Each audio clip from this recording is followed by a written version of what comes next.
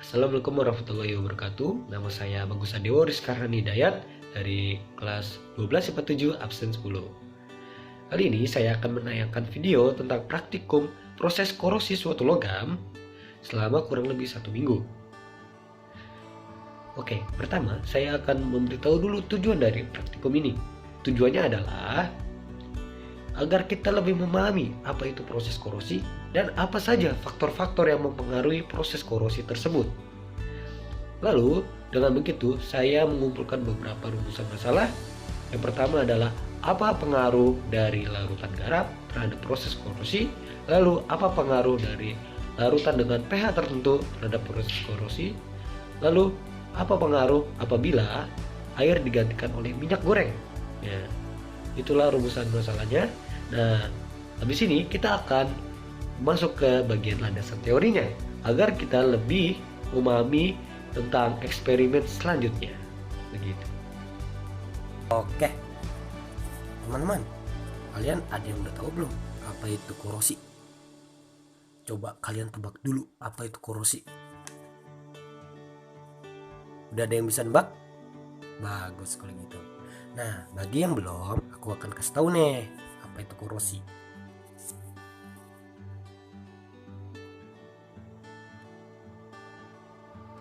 Jadi, korosi adalah kerusakan logam akibat reaksi redoks antara suatu logam dengan berbagai zat di lingkungannya yang menghasilkan senyawa-senyawa yang tidak dikehendaki. Contohnya kayak gimana ya? Contohnya itu kayak perkaratan paku ya, pakunya yang terbuat dari besi. Jadi pakunya itu kalian tahu kan kalau paku berkarat itu ada yang warna coklat-coklat ya, kecoklatan yang menjadi berwarna kecoklatan. Sebenarnya itu apa ya? Itu adalah endapan karat ya. Tapi lebih spesifiknya apa? Nanti kita akan pelajari. Teman-teman, kali ini aku mau ngasih tahu penggambarannya gimana sih proses terjadinya korosi. Nah, ini aku punya gambar ya. Ya, maaf gambarnya agak gimana gitu. Anggap aja bagus sih. Nah, ini aku punya logam besi ya, ferrum solid. Nah, lalu yang kalian harus ketahui, korosi itu adalah reaksi elektrokimia ya. Dia itu terjadi secara spontan. Seperti apa? Ayo. Seperti sel volta. Nah, kalau di sel volta, dia itu ada yang menjadi anoda dan ada yang jadi katoda. Apakah di reaksi korosi ini juga ada? Ada juga ya. Reaksi perkaratan ini juga ada. Yang jadi anodanya siapa? Yang jadi anodanya adalah besi, sedangkan yang jadi katodanya adalah oksigen. Nah, oke, kalian bisa lihat di sini. Ini ada yang jadi seperti kropos gitu ya. Lalu ini ada yang mengendap yang warna coklat. Nah, yang endapan ini adalah endapan karat. Apa bentuknya dalam apa bentuk senyawanya ya dalam kimia ya. Ntar kita akan bahas ya, sabar. Nah, kita di sini lihat dulu. Kan di sini logam besinya dia yang anoda, berarti dia yang teroksidasi ya. Dia biloxnya naik. Yang tadinya 0 jadi 2 plus. Dan dia melepaskan 2 elektron. Lalu di sini ada tetesan air ya. Jangan lupa di sini ada air. Nah, lalu ion besi 2 plus ini dia larut, lalu dia di sini mengendap. Nah, lalu di sini ada elektron. Elektronnya kemana? Elektronnya dia melakukan reaksi ke oksigen ya. Oksigennya dia jadi terreduksi. Nah, di sini kita lihat itu ada O2. Kalau nggak kelihatan ya, oke aku majuin deh, aku deketin deh biar deket. Biar deket. Biar kelihatan. Nah, itu ada O2 gas ditambah 4H+ ditambah 4 elektron menjadi 2H2O ya. Lalu di bawahnya juga ada O2 ditambah 2H2O ditambah elektron menjadi 4O-. Sebenarnya apa ini mereka berdua? Nah, jadi ini adalah bentuk dari katodanya ya, bukan oksigen doang, dia ada zat lainnya, ada air atau ada ion hidrogen ya. Nah, ini apa bedanya? Ada bedanya. Kalau yang atas ya, yang sebelah atas ini dia lebih sering terjadi karena dia dalam keadaan yang lebih asam ya. Kalau yang bawah dia juga terjadi tapi mungkin lebih jarang daripada yang atas. Oke. Sekarang kita mau lihat prosesnya secara kimia gimana. Oke. Nah, sekarang kita akan ngebahas reaksi kimianya kayak gimana. Nah, sekarang aku punya ini. Nah, kelihatan nggak? Oke. Dan aku punya ini. Nah, oke. Nah, ini yang atas aku ambil sesuai dengan tabel potensial reduksi standar ya, yang untuk deret volta itu ya. Di sini kita tahu dia punya potensial reduksi standar sebesar negatif 0,44 volt, sedangkan yang bawah adalah positif 0,4 volt. Nah, sesuai deret volta ya. Yang akan mengalami oksidasi itu adalah yang memiliki potensial reduksi standar terkecil ya, dia yang akan mengalami oksidasi. Nah, sekarang kita lihat ya, kita fokus kepada yang ini ya. Ini oksidasi bukan, ini masih bentuknya reduksi. Lalu bagaimana? Kita harus balik ya, kita harus tukar yang ini jadi sebelah kiri, yang luas kiri jadi di sebelah kanan. Oke, sekarang aku perbarui ya. Sekarang aku punya ini. Nah, oke. Nah, sekarang baru udah bener. Dia udah oksidasi, yang bawah udah reduksi. Sekarang apalagi ya, coba kalian perhatikan. Ada sesuatu yang aneh kan? Apa? Nah, coba kalian lihat ini. Yang reduksi dia butuh 4 elektron. Yang oksidasi dia hanya melepaskan 2 elektron. Lalu bagaimana ya? Coba bagaimana kan ya? Ayo, dikali berapa? Dikali 2 yang atas ya. Dikali 2. Oke, mari kita perbarui lagi. Oke, sekarang punya ini. Nah, oke. Nah, kalau udah begini ya udah benar ya. Sekarang kita bisa jumlahkan kedua reaksi tersebut jadi seperti ini. Oke, terlihat ya. Nah, menjadi 2 Fe solid ditambah gas oksigen ditambah 2H2O menjadi 2 ion besi 2+ ditambah 4O- ya, dengan potensial reduksi standarnya menjadi 0,84 volt ya, kita jumlah ya. Oke. Lalu bagaimana lagi? Sebentar. Oke. Nah, lalu kita perhatikan yang akhir. Sekarang aku punya ini. Nah, oke. Yang akhir ya, 2 Fe 2+ ditambah 4O-. Ini dia akan menjadi besi 2 hidroksida ya, besi 2 hidroksida ketika digabung. Nah, tapi besi 2 hidroksida ini dia tidak stabil. Lalu bagaimana biar stabil? Dia akan stabil ketika dia mengalami oksidasi lebih lanjut. Biloxnya menjadi 3+, bukan lagi 2+. Maka dari itu dia menjadi ada besi 3 hidroksida. Nah, sekarang aku mau tanya, apakah besi 3 hidroksida ini udah dia itu adalah endapan karat tadi? Aku mau tanya. Jawabannya bukan. Nah, lalu apa dong? Nah, sekarang aku punya lagi nih. Cuk. Nah, oke. Nah, aku punya 2 besi 3 hidroksida. Nah, dia dapat menjadi besi 3 oksida ya, ditambah 3 H2O. Nah, lalu yang mana nih yang jadi endapannya? Yang menjadi endapannya adalah si besi 3 oksida itu. Nah, oke, jadi aku ambil gambar yang tadi ya. Nah, yang jadi endapan karatnya adalah besi 3 oksida. Sampai sini mengerti ya? Lalu setelah itu kita akan melakukan beberapa percobaan. Oke. Oke, untuk praktikum kita sebelumnya harus menyiapkan beberapa alat dan bahan ya.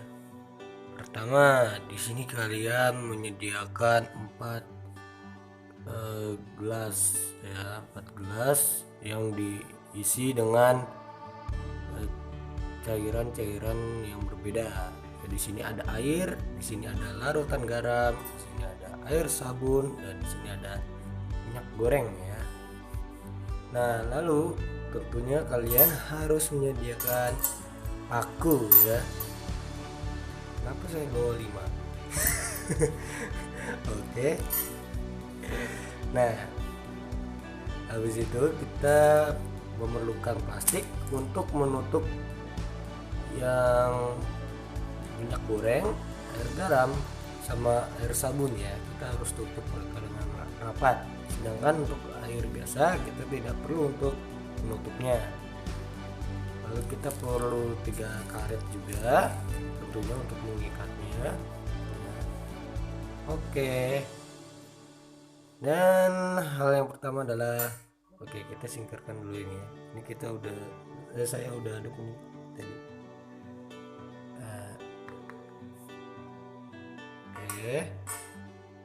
Lalu kita masukkan pakunya satu-satu.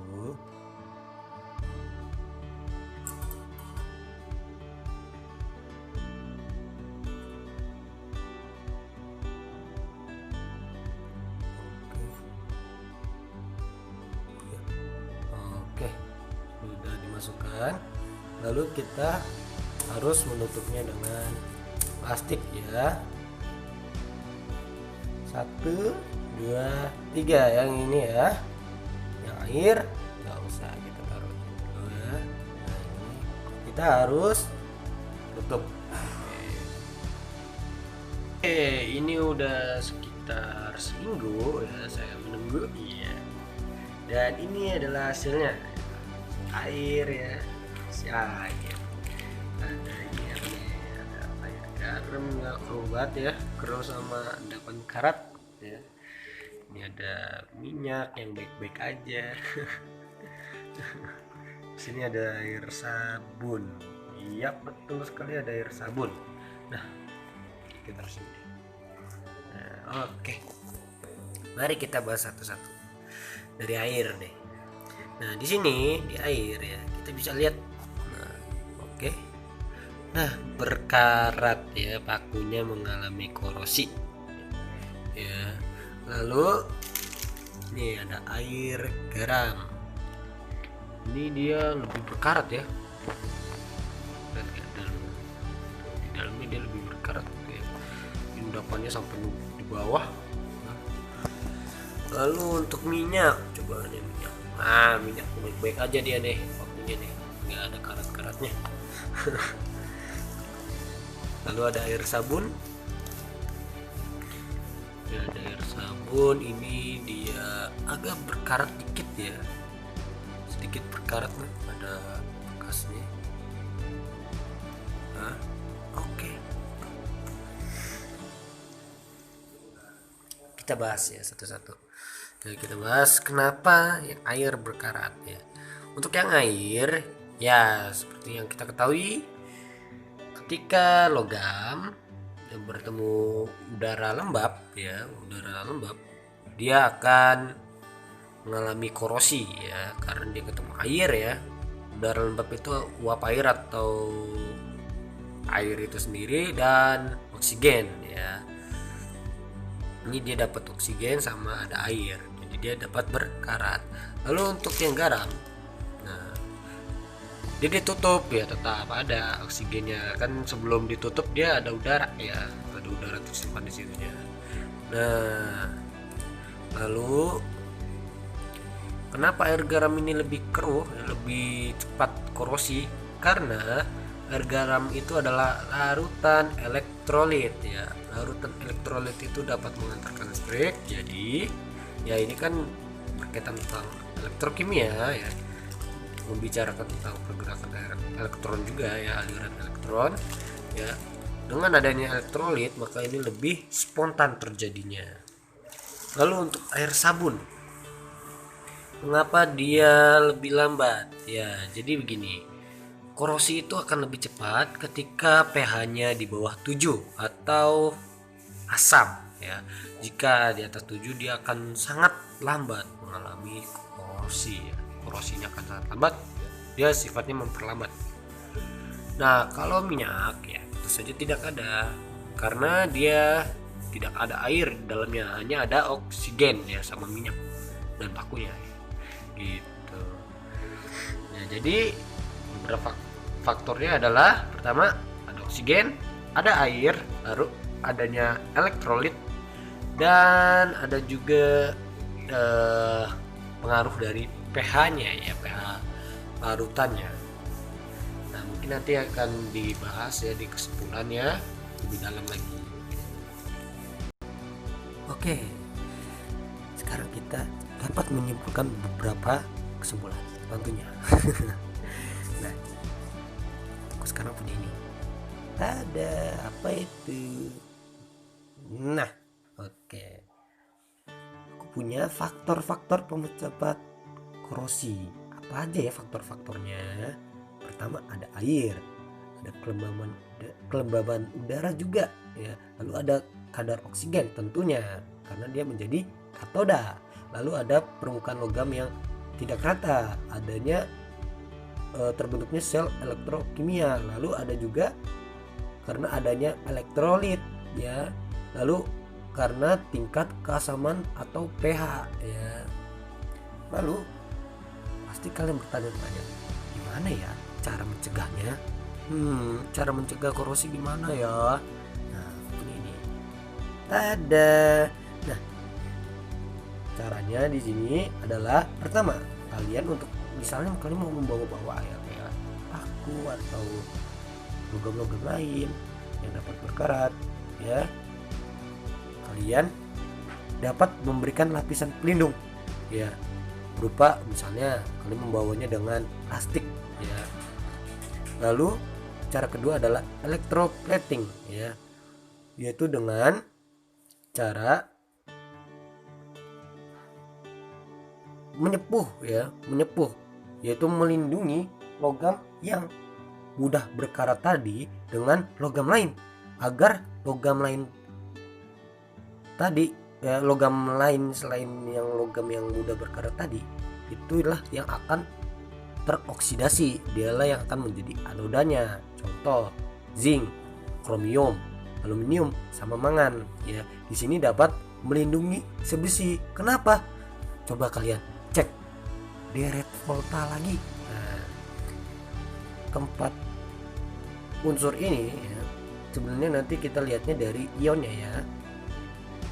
Ini dia memiliki potensial reduksi standar yang lebih kecil. Jadi dia memiliki potensi untuk oksidasi lebih besar daripada si besi. Jadinya kita bisa menggunakan 4 unsur ini untuk sebagai pelapis si besinya agar tidak mudah berkarat ya atau korosi ya, begitu.